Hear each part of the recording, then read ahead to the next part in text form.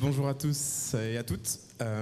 Donc nous, on va vous faire un topo pour parler de la vulgarisation en santé et notamment de la place des réseaux sociaux dans tout ce qui est le monde de la santé et de l'anesthésie. Donc on se présente rapidement. Moi c'est Mickaël, je suis sur les réseaux sous le pseudo de Micanesthésie. Je présente et je vulgarise beaucoup notre travail d'IA d'Obloc et surtout ce qu'on fait en anesthésie parce que c'est très peu connu. Je suis de Toulouse et j'ai d'autres activités à côté, notamment j'aide les personnes qui veulent passer le concours d'infirmier anesthésiste et les personnes qui sont en études. Bonjour à tous, moi c'est Julie, connue sous le pseudo Julie FichIDE. Pourquoi FichIDE? Parce que j'ai commencé par créer un site internet pour des fiches de révision pour les étudiants infirmiers, ça fait 10 ans maintenant. Je commence à m'y mettre pour les IAD depuis quelques mois. Je suis IAD depuis 2018 dans le 95 au CH d'Aubonne. J'ai également un master de pédago, un DU en anesthésie obstétricale et cette année je fais le DU facteur humain. Et j'ai également écrit des livres pour les étudiants infirmiers chez Elsevier Masson, notamment Révision optimale 3 en 1 et les flashcards en IFSI. En fait, on voulait vous expliquer un petit peu en quoi consiste notre travail sur les réseaux sociaux. Tout d'abord, pourquoi on vulgarise la santé? En fait, il nous a semblé important de vous évoquer 4 points. Tout d'abord, pour lutter contre la désinformation, puisque vous savez, sans doute sur les réseaux sociaux, on trouve de tout et de n'importe quoi. Et du coup, notre rôle en tant que créateur de contenu sur les réseaux, ça va être de lutter contre ces fausses informations, mais aussi de rendre des sujets complexes plus accessibles, notamment pour ceux qui veulent préparer le concours IAD, leur expliquer certains points comme la courbe de Barcroft ou des choses qui vont être un petit peu plus complexes. On va essayer de les synthétiser. On va aussi donner de la visibilité à notre métier. On va en profiter pour expliquer ce qu'est une IAD, quel est le rôle de l'infirmier anesthésiste, qu'est-ce qu'on peut faire pendant une garde, qu'est-ce qu'on fait par exemple quand le patient dort. Il y en a beaucoup qui pensent qu'on n'a rien à faire. Et on va aussi répondre aux questions du grand public. On a beaucoup de gens qui ne sont pas du tout du métier, qui vont nous dire demain je dois me faire opérer, j'ai très peur de l'anesthésie, est-ce que je vais me réveiller pendant l'intervention? Ça va aussi être notre rôle de répondre à ces questions-là. En fait, c'était un petit graphique pour vous montrer la place des réseaux sociaux. Donc en fait, en rouge, vous avez le total de temps passé sur Internet, et en bleu, c'est la part du temps sur les réseaux sociaux. Donc vous voyez, en fonction des tranches d'âge, entre les 15 et 24 ans, on passe 139 minutes par jour sur les réseaux sociaux. Donc sur une journée, c'est énorme. Et chez les 25-49 ans, c'est quand même 63 minutes par jour. Donc quand on compte à peu près 8 heures de sommeil, 8 heures de travail, 1 heure sur les réseaux sociaux, ça reste énorme. Donc c'est vraiment un canal d'acquisition qu'on doit prendre en compte aujourd'hui. Et ce qui est intéressant en plus au-delà de ça, c'est qu'il y a énormément de jeunes et de très jeunes sur les réseaux. Et ça peut être problématique ou une bonne chose en fonction de ce qui est produit parce qu'ils sont très influencés forcément par ce qu'ils voient, par les informations qu'ils prennent, etc. Un point qui est important, c'est qu'au fur et à mesure des années, il faut bien comprendre que le temps que les gens passent en ligne est de plus en plus important. Ça s'élève, donc quand on parle de 6h40 par jour pour un internaute, c'est tout confondu, réseaux sociaux, Google, etc. Et à contrario, le temps de télé diminue au fur et à mesure des années. Le temps de réseaux sociaux, en moyenne, c'est 1h48 pour un adulte lambda, ce qui est énorme.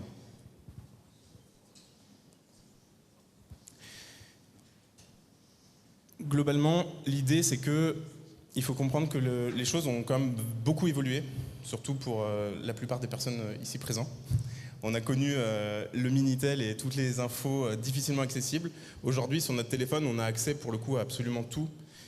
Et le problème d'avoir accès à tout, c'est aussi qu'on a accès, comme l'a dit Julie, à n'importe quoi ou à du très bon.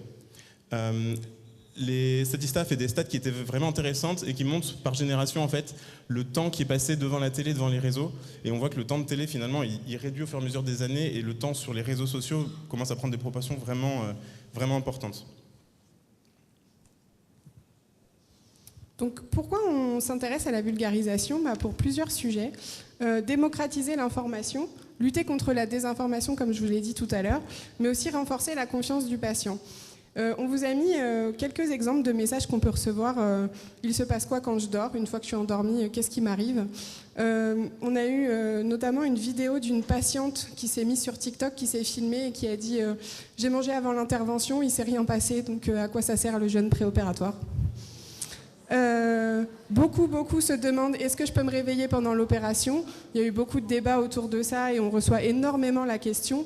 Et plus spécifique aux soignants en général, écoutez, je suis infirmier dans tel service, je ne me rends pas du tout compte de quel est le rôle de l'IA de bloc opératoire. Est-ce que tu peux m'expliquer en quoi consistent tes journées? Et je rajouterais même un point, c'est que ce qui est intéressant en fait avec les réseaux, c'est qu'on a aussi, du coup, je reçois beaucoup de messages de côté patient qui ont un ressenti en fait qui est pas forcément facilement qu'on peut pas forcément voir nous dans notre quotidien. Par exemple, ce qui concerne les réveils péropératoires, il y a énormément de patients qui ont une confusion sur ce qu'est réellement un réveil pérop.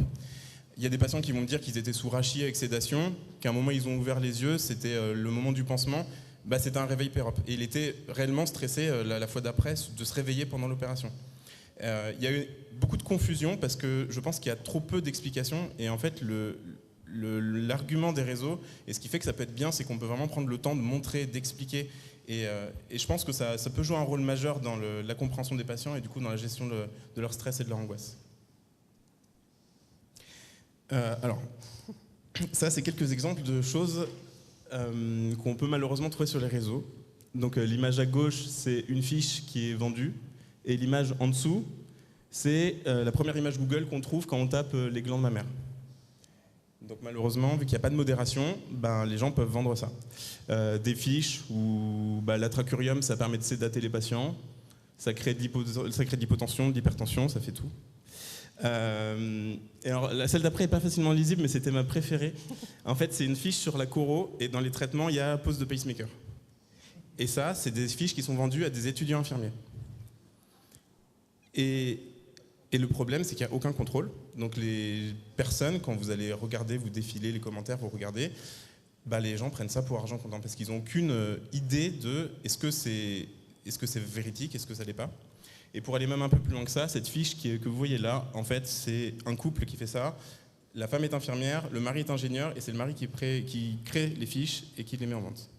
Il n'y a aucune modération.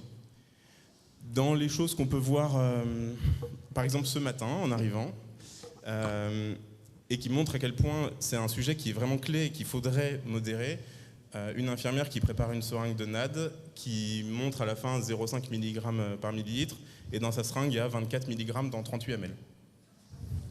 Et en commentaire, on lui dit ton calcul de dose est faux, et elle nous répond ah oui, j'ai oublié quelques millilitres de glucose pour ma dilution. Mais la vidéo est en ligne et il y a 20 000 vues, quoi. Donc, et surtout, je ne sais pas si la seringue est branchée, quoi. Voilà, et elle le prépare sur son poste de soins, il y a une étiquette dessus, donc on suppose qu'elle a été branchée à un patient derrière, quoi.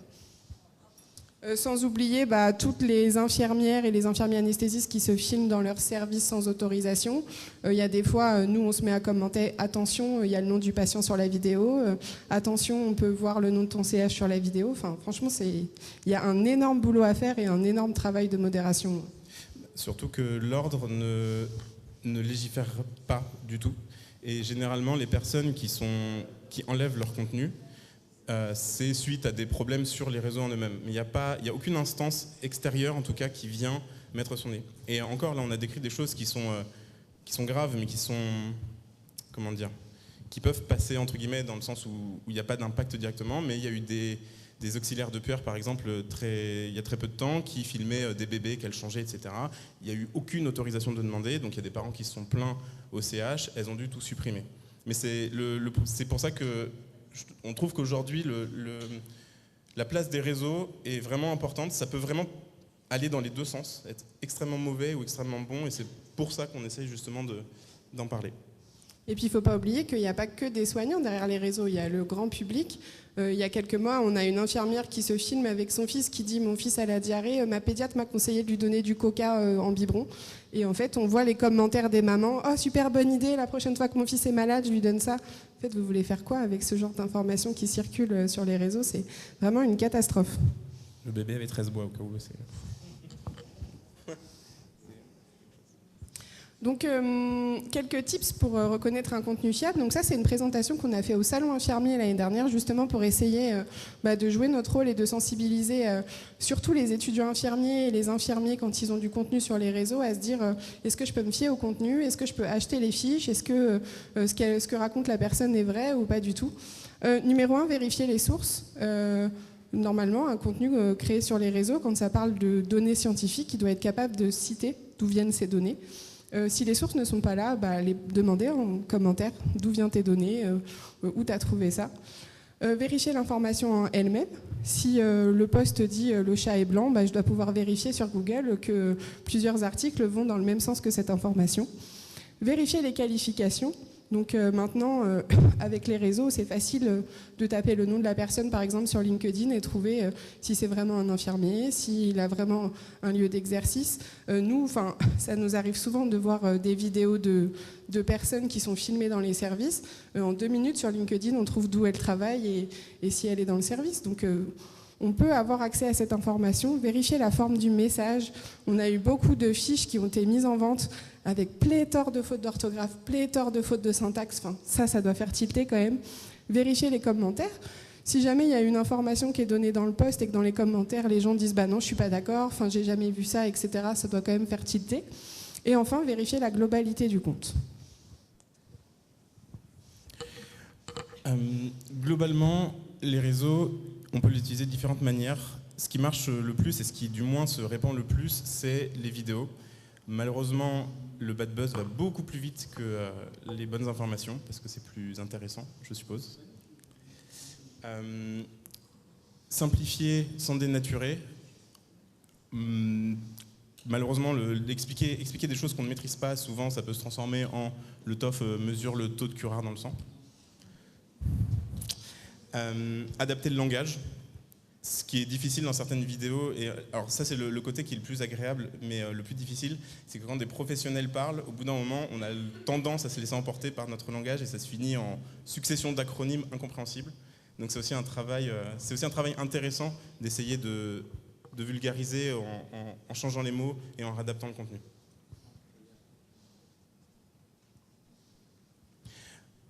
C'était histoire de montrer un petit peu ce que je fais. Alors il faut savoir déjà une chose qui est très importante, c'est que les vidéos que je fais qui sont en immersion ou avec des patients, c'est évidemment avec toutes les autorisations. Et malheureusement, c'est pas si répandu que ça parce que c'est assez compliqué pour le coup de les avoir. Je me sers moi beaucoup des contenus que je fais pour essayer de démystifier certaines choses. Comme on en a parlé, les réveils PEROP, les questions. Il y a des questions des fois du grand public qui sont hyper pertinentes, je trouve. Comment est-ce que les curares n'arrêtent pas le cœur? Parce que c'est un muscle. Il y a des choses qui sont vraiment intéressantes à faire, à travailler. Et voilà ce que j'essaie de faire. De mon côté, je suis beaucoup moins tournée vidéo. Depuis que je suis à l'école d'infirmier, je fais plutôt des fiches synthétiques pour essayer de simplifier des choses. J'aime bien mettre des couleurs partout, etc. C'est le genre de post que vous pouvez retrouver sur mon Instagram ou aussi des fiches pharmaco que je laisse en libre service sur fichi2.fr qui peuvent être utilisées par les étudiants. Et c'est marrant parce qu'on parlait de l'éphédrine tout à l'heure pour la pédiatrie et des fausses informations. J'avais fait une fiche pour les posologies pédiatriques et en fait j'ai fait une faute de frappe sur l'éphédrine et en fait en commentaire les gens m'ont dit « Ah, tu t'es trompé, etc. » Et de là où c'est hyper important de vérifier les commentaires et en fait on n'a pas science infuse, l'erreur est humaine et du coup j'ai corrigé, refait le post, etc. Et en fait c'est hyper intéressant aussi pour nous d'avoir les échanges des autres en disant « Ah, moi dans mon service je fais comme ça, ah mais toi tu fais comme ça, etc. » On a aussi cet enrichissement, nous, personnel, derrière. Donc pour conclure, sur les réseaux, on peut faire énormément de choses. Notre travail, nous, c'est d'essayer de... C'est un petit peu peut-être arrogant, mais d'essayer de régler un des problèmes majeurs de notre métier, c'est qu'il est inconnu. Les gens ne savent pas qui on est, les gens ne connaissent pas le métier d'infirmier anesthésiste. Et on ne peut pas leur en vouloir, ils nous voient peut-être 10 minutes maximum, ils ne nous voient pas en pré-op, ils ne nous voient pas en post-op, donc c'est un peu difficile. Ça permet de montrer vraiment ce qu'on fait. Ça permet de rendre les infos médicales accessibles. On sait qu'il y a un manque de temps, c'est pas toujours expliqué, des fois c'est bête, mais réexpliquer pourquoi il faut être à jeun, pourquoi la cigarette, quel est le problème de la cigarette avant d'être opéré, etc. En fait, faire ça sur ces réseaux, ça permet aux patients d'accéder à des vraies infos et peut-être des choses qu'il n'a pas eues, par exemple, en consulte. Donner des données scientifiques fiables à nos futurs collègues, parce que ça devient le canal de diffusion et d'information le plus important, devant la télé maintenant pour les jeunes générations. C'est une manière d'apprendre aussi importante que les livres, je pense, pour les plus jeunes qui arrivent, puisqu'ils passent énormément de temps sur les réseaux. Permettre aux patients de mieux comprendre leur santé, pourquoi on fait telle et telle chose, d'expliquer les gestes, d'expliquer est-ce qu'on intube tout le monde, est-ce qu'on n'intube pas tout le monde, pourquoi on le fait, est-ce qu'on peut se réveiller pendant ou pas. Bref, en gros, on a un rôle majeur, je pense, à jouer, surtout qu'on est des pros de santé, qui plus est spécialisés dans un domaine qui est pas assez vu par la majeure partie de la population. Donc voilà, essayons d'avoir un rôle pertinent là-dedans. Voilà, merci pour votre attention.